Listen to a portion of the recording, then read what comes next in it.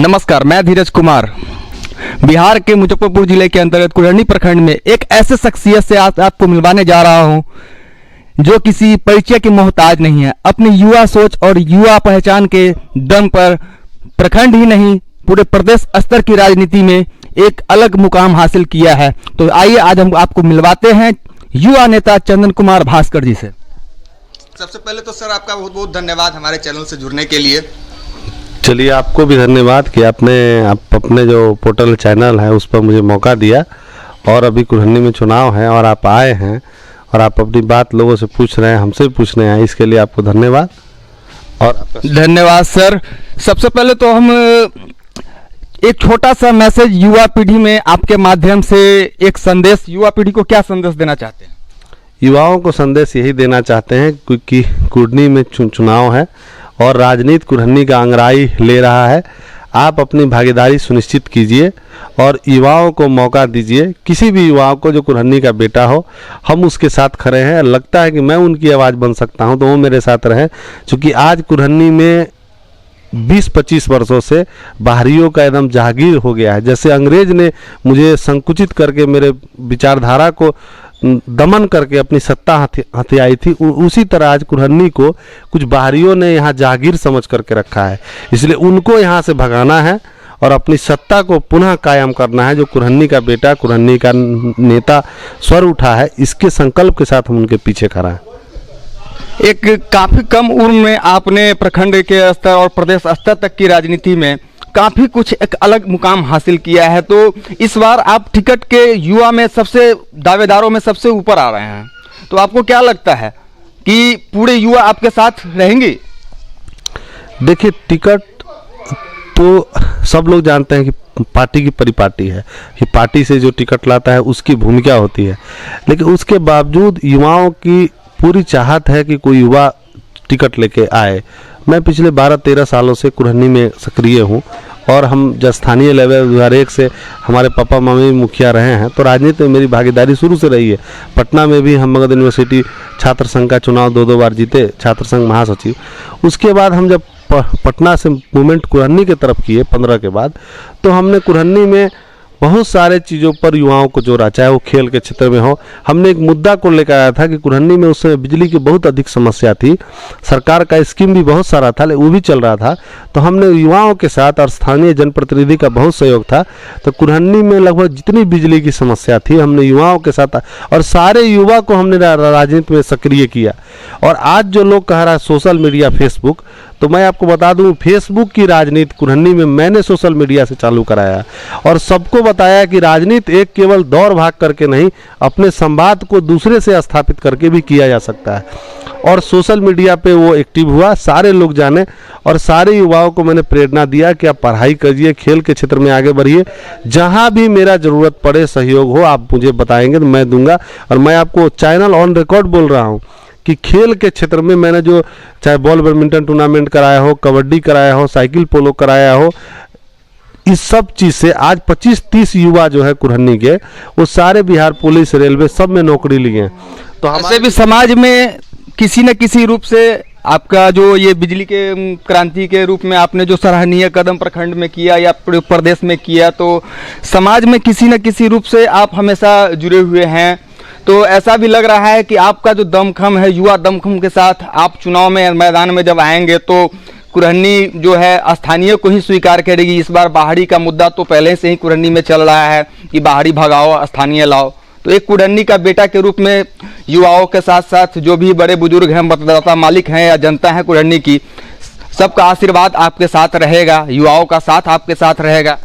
इसमें जितने अभिभावक हैं, हमने सभी से राय लेके जो भी काम किया और युवाओं का हमको हर समय सहयोग मिला है और युवाओं के दम पे ही हम इतना बड़ा राजनीति का इतना माहौल खड़ा किए हैं। और आज कुरहनी ही नहीं, पूरे बिहार में युवाओं की आवाज़ जा रही है कि कुरहनी में युवा को मौका मिलना चाहिए। और जो जाति और पार्टी की परिपाटी है उससे उठकर आज सारे युवा और सारे बुजुर्ग सब एक ही आवाज़ लगा रहे हैं कि कुरहनी के बेटा को विधायक बनाना है।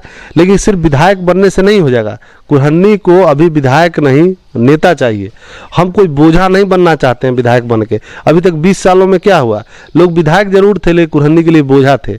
हम बोझा नहीं बनना चाहते हैं। अगर हम विधायक बनेंगे तो कुरहनी का जो संकल्प है पढ़ाई, दवाई, सुनवाई, सिंचाई और कार्रवाई, वो इसी सरकार हम चाहते हैं कि कुरहनी के लिए शिक्षा हो, आईटी पॉलिटेक्निक कॉलेज हो, पढ़ाई की स्थापना हो। जो पानी की सिस्टम है किसानों को नहीं मिलता है, जो मलिकपुर शाखा हम लोग का जो डैम है उससे पानी की किसानों को खेतों तक है। सभी जगहों पर नहर है, लेकिन नहर का सुदृढ़ीकरण नहीं है, इसलिए पानी नहीं मिल पाता है। आपको सुनवाई, अब छोटा से छोटा काम के लिए विधायक बाहरी होते हैं, हर आदमी विधायक तक नहीं पहुंच पाता है। अब बताइए, अब कल्पना करिए कि बिहार का मुख्यमंत्री राजस्थान का होगा तो बिहार के लोग कहाँ जाएंगे? कुरहनी का विधायक बाहरी होगा तो कुरहनी के ये तो सही बात है। तो ये मैं बोल रहा हूँ कि जैसे अंग्रेज को भगाया हम लोगों ने, उसी तरह कुरहनी से हम लोग को बाहरी को भगाना है। हमको किसी से झगड़ा बैर नहीं है, किसी जात से, किसी पार्टी से, लेकिन बाहरी को न देकर कुरहनी के बेटा को टिकट दे और कुरहनी की जो आवाज़ है उसको बुलंद करे। हम उसके साथ हैं और पार्टी हमको मौका देती है तो मुझे पूरा विश्वास है कि हम लोग यहाँ से युवाओं के आवाज़ को लेकर विधानसभा के अंदर मजबूती के साथ कुरहनी की आवाज़ को रखेंगे। सोशल मीडिया के माध्यम से मैं भी देख रहा हूँ या जनता भी देख रही है कि लगातार आप पूरे प्रदेश में कैंपेन कर रहे हैं जय कुमार सिंह के साथ या फिर राणा रणधीर सिंह जैसे नेताजी के साथ। तो ऐसे तो लग रहा है कि कहीं ना कहीं जदयू आप पे जरूर भरोसा करेगी। आपको क्या लग रहा है? देखिए, एक पार्टी में जातिगत समीकरण सत्य है। कुछ लोगों ने कुरहनी में इस बात को स्पष्ट कर दिया था सभी पार्टियों में कि कुरहनी में क्षत्रिय समाज की कोई भूमिका नहीं है। मैं राजनीति में सब लोग जात बताने से डरते हैं, लेकिन मैं गर्व के साथ कह रहा हूं कि मैं क्षत्रिय कुल में जन्म लिया हूं, मुझे कोई दिक्कत नहीं है कहने में। साथ ही हम एक पार्टी से जुड़े हुए हैं, लेकिन पार्टी से पहले हम क्षत्रिय हैं। सर, सवाल क्षत्रिय का तो नहीं होना चाहिए, आप क्षत्रिय हैं, लेकिन सवाल तो विकास का होना चाहिए। आपका मुद्दा इतना अच्छा मुद्दा लेकर आप आए हैं, विकास का मुद्दा है, दवाई, सिंचाई, सुनवाई, तो सबसे पहले तो इसको देखा जाना चाहिए। मतलब मैं ये क्षत्रिय से थोड़ा सा हट के बात कर रहा हूँ। देखिए, मैं ये बोल रहा हूँ, मेरी बात को आप पूरी तरह नहीं समझ पाए। मैं ये कह रहा हूँ कि बिहार में, झारखंड में या कहीं भी पूरे देश में जाति सच्चाई है। आखिर बताइए कि 2014 में नरेंद्र मोदी जी इतने बड़े प्रचंड नेता नहीं थे, वो जीत कर आए, लेकिन 19 में ऐसा क्या हुआ कि उनको मंच से कहना पड़ा कि मैं अति पिछड़ा का बेटा हूँ। आखिर ऐसी ज़रूरत नौबत क्यों आई? तो ये समय की मांग है। अब आप थोड़ा पीछे जाएंगे, 1 मिनट आप सवाल कर दिए तो सुन लीजिए। बीपी सिंह ने मंडल कमीशन लागू किया। अब सभी लोग, कितने अति पिछड़ा वर्ग के लोग बीपी सिंह को मसीहा मानते हैं या कितने अति पिछड़ा के नेता बिहार में उनकी जयंती मनाते हैं? तो जाति सच्चाई है, इसको कोई नकार नहीं सकता है। मैं यही कह रहा हूं, जो आपने नहीं सुना, कि मैं राजनीतिक पार्टी में जरूर राजनीति करता हूं, लेकिन सर्वप्रथम हम जो हैं वो तो मुझे बताना पड़ेगा ना। इसलिए मैं क्षत्रिय हूं, इसको कहने में मुझे कोई दुर्गिज नहीं, लेकिन हमारा काम क्षत्रप है। हम क्षत्रप, हम सभी की रक्षा के लिए खड़े हैं।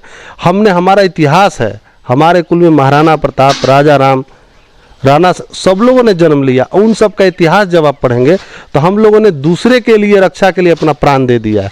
हम लोग अपने लिए नहीं करते हैं। मैं बार बार कह रहा हूँ कि मुझे विधायक, एमपी नहीं बनना, हम नेता बन के समाज की सेवा करना चाहते हैं। लेकिन जिस कुल में और जिस जात में जन्म लिए उसको कहने में क्या दिक्कत है?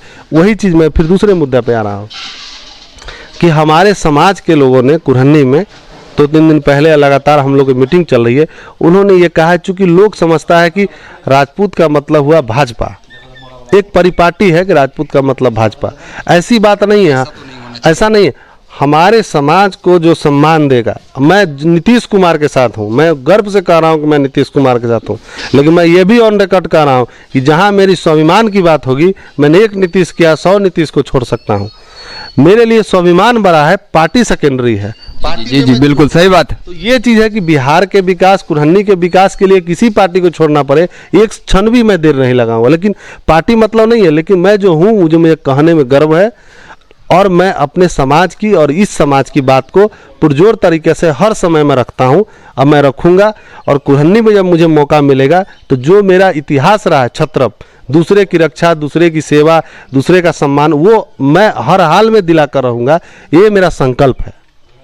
बहरहाल कुरहनी में राजनीतिक हलचल तेज हो चुकी है कुरहनी उपचुनाव को लेके, लेकिन 1-2 दिन पहले जो विधायक जिनकी सदस्यता अभी रद्द हो चुकी है, अनिल कुमार सहनी जी का एक स्टेटमेंट हमने दैनिक जागरण अखबार के माध्यम से देखा कि नहीं ऐसा कुछ नहीं हो रहा है, निचली सीबीआई का जो निचली अदालत है उसको हाई कोर्ट ने खारिज कर दिया है, तो ऐसा कुछ पेपर में देखने को मिला, तो इसमें कहाँ तक क्या सच्चाई है?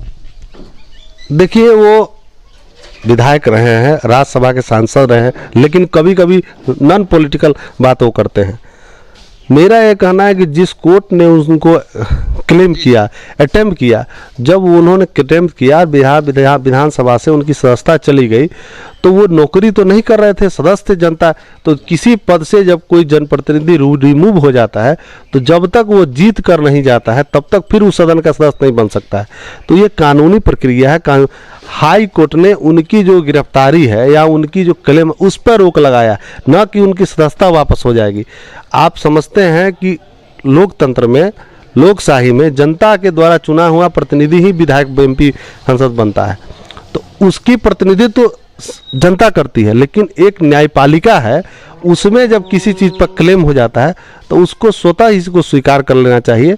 उन्होंने जो बयान दिया है मैं उनका खंडन नहीं करता, वो उनकी निजी राय है, लेकिन मैं ये कह रहा हूँ कानून देश में है। कोई भी व्यक्ति अगर गलत करेगा तो कानून उसको सजा दे सकती है। उसके बाद ऊंची अदालत है, हर आदमी अपनी बातों को रख सकता है।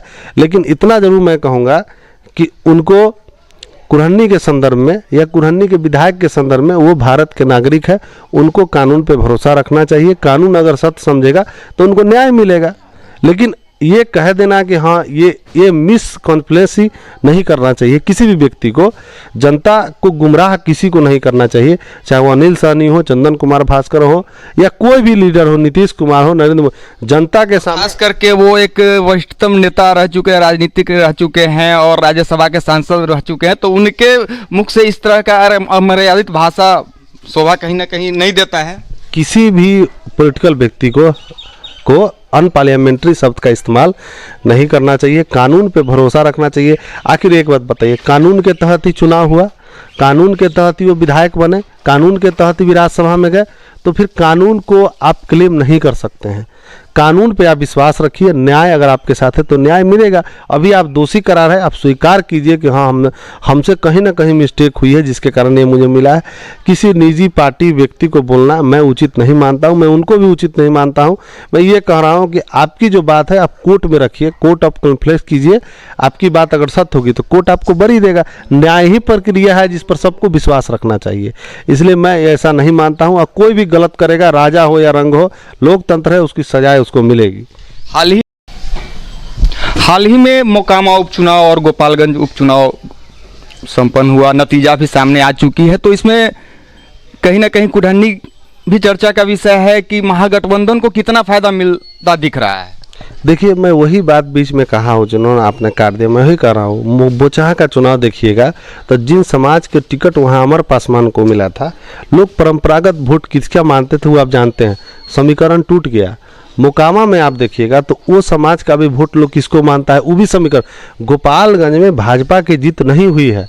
अगर आप गौर से पढ़ेंगे तो वहाँ पे केवल सुभाष सिंह को श्रद्धांजलि मिली है और उनकी जो लोकप्रियता है उसकी जीत है, क्योंकि वहाँ असदुद्दीन ओवैसी की पार्टी और सुभाष यादव जी अगर वोट 20,000 नहीं काटते तो वहाँ महागठबंधन 20,000 वोट से जीतती। तो वहाँ भाजपा को वहाँ भी हार मिला है, लेकिन सुभाष सिंह को सच्ची श्रद्धांजलि वहाँ के लोगों ने दिया है। तो मैं अपनी ओर से उनको बधाई देता हूं कि वहां उन्होंने सम्मान को बचाया। लेकिन भाजपा को चिंतन करना होगा कि आपसे कहां कॉन्फ्लिक्ट हो रहा है, कहां मिसिंग हो रहा है, उसको सुधार करिए। दूसरे को टिप्पा टिप्पणी करने से कोई मतलब। लेकिन महागठबंधन ने ये संदेश दिया है कि हम A to Z की पार्टी है, सभी जातों का सम्मान है हमारे यहाँ। आप 3 टिकट देख लीजिए ना, बोचहा में किनको टिकट मिला, पासवान बिरादरी को। उनका वोट लोग किसका मानते हैं। मोकामा में किसको टिकट दिया, अनंत सिंह जी भूमियार उनकी पत्नी को, वो समाज से वो जीत कर आए।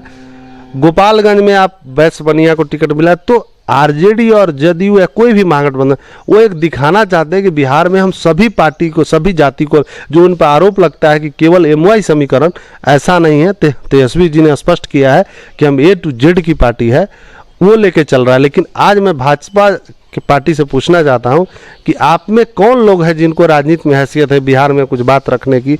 आप CM का चेहरा कौन है, आपका दूल्हा कौन है बिहार में जैसे देश में नीतीश कुमार एक विकल्प है विपक्ष के लिए, उसी तरह बिहार में कोई चेहरा ही नहीं है भाजपा के पास विकल्प के लिए नीतीश कुमार का। मैं आपके साथ ऑन रिकॉर्ड बोल रहा हूं कि देश में ऐसा कोई नेता नहीं है जो विकास, नीतीश कुमार के विकास को चुनौती दे सकता है। बाकी कुछ परिस्थिति राजनीतिक आती है। लोकतंत्र में मैं आपको बता रहा हूँ, लोकतंत्र में जनता का बल मालिक होता है, जो विधायक बनता है वही सत्ता चला सकता है। कुछ हो सकती है इधर उधर बातें होती है कि कोई इधर चला गया ये वो, लेकिन लोकतंत्र में जिसके पास डेमोक्रेसी होता है, जिसके पास सत्ता होता है, वही सत्ता पे बैठता है। तो नीतीश कुमार ने यह साबित कर दिया है कि देश के नहीं, बिहार के नहीं, सबसे लोकप्रिय थे। अगर देश में 5 नेता अगर सबसे नामचीन नेता हैं, उसमें नीतीश कुमार की नाम शुमारी होती है। तो उनके विकास को कोई चैलेंज नहीं कर सकता है। आपकी निजी कल तक भाजपा के लोग उनको भगवान बोल रहे थे, आज क्या हुआ भाई, नीतीश कुमार के पास क्या हो गया? तो नीतीश कुमार में कुछ क्वालिटी है, तभी वो देश के और बिहार के मुख्यमंत्री और देश के भविष्य हैं, और तेजस्वी जी भी बिहार के भविष्य हैं। इसलिए मैं यही कह रहा हूं कि कोई जात किसी की पार्टी नहीं होती है। जिसको आप सम्मान देंगे, जिसको साथ लेकर चलेंगे, विकास की बात करेंगे, न्याय की बात करेंगे, सब लोग आपके साथ रहेगा। लेकिन जो पार्टी में जाति की बात है वो सच्चाई है, उससे कोई नहीं भाग सकता है। इसीलिए ऐसी परिपाटी खत्म हुई है। और मैं आपको दावे के साथ कर रहा हूँ कि कुरहन्नी में आपको 2-3 दिन में मैसेज आ जाएगा कि नया प्रयोग होगा कुरहन्नी में। मैं मानता हूं, पार्टी पर मुझे विश्वास है कि जरूर ऐसे लोगों को मौका देगी जिसकी लोग चर्चा नहीं करता था। महागठबंधन से कुरहन्नी में आप एक जाने पहचाने चेहरा बन चुके हैं। जदयू से आपने काफ़ी दिनों से जदयू के साथ जुड़े हुए हैं, तो कहीं ना कहीं जदयू आपको कुरहन्नी में आपके ऊपर विश्वास जरूर करेगी, ऐसा देखा भी जा रहा है। क्योंकि आपसे अच्छा छवि जो भी हैं यहाँ कुरहन्नी में युवा नेता, सब में आप कहीं ना कहीं ऊपर जा रहे हैं। जेडीयू सबों की पार्टी है, और आपको मैं बता दूं कि जेडीयू में हमारे समाज की भूमिका अहम रही है शुरू से। एक तरफ नीतीश कुमार बैठते थे, उनके बगल में वशिष्ठ बाबू बैठते थे, दादा। तो नीतीश कुमार ने, अभी भी 3 विधायक हमारे हैं हमारे समाज के, रिंकू सिंह, लेसी सिंह और एक बाद में उन्होंने सुमित सिंह, देखिए 2 लोगों को मिनिस्टर बना करके उन्होंने रखा है। तो हम लोगों को बराबर नीतीश कुमार जी ने सम्मान दिया है, और मुझे पूरा विश्वास है कि जो बातें हम लोगों ने उनके सामने रखा है, जरूर कुरहन्नी में महागठबंधन से प्रत्याशी के तौर पे हमारे समाज के लोगों को मौका देंगे। और मैं अपने समाज की ओर से ऑन रिकॉर्ड बोल रहा हूं कि मेरे समाज के लोग की मांग है कि अगर मेरे समाज के लोगों को मौका मिलता है तो सारे लोग हमारे साथ खड़े हैं, और जनता दल यू यहाँ से अवश्य जीत कर जाएगा। अगर नीतीश कुमार जी का आदेश होगा तो मैं चुनाव जरूर फाइट करूंगा। महागठबंधन में सभी पार्टियों के बीच चर्चा है कि हमारे समाज को भी प्राथमिकता मिले, और मुझे उम्मीद है कि मिलेगा। तो मैं कुरहन्नी के विकास और कुरहन्नी के बेटा के तौर पर कुरहन्नी के विकास के लिए हर समय हर संकल्प के साथ तैयारी रहूँगा। धन्यवाद चंदन जी, हमारे चैनल के साथ जुड़ने के लिए, और हम सभी की शुभकामनाएं आपके साथ है। और मैं धीरज कुमार, काला सच लाइव से कुरहन्नी की हर छोटी बड़ी खबरों के साथ, चुनाव की छोटी से छोटी ग्राउंड जीरो से कवरेज हर समय आपके साथ पहुंचाता रहूंगा। तब तक के लिए नमस्कार।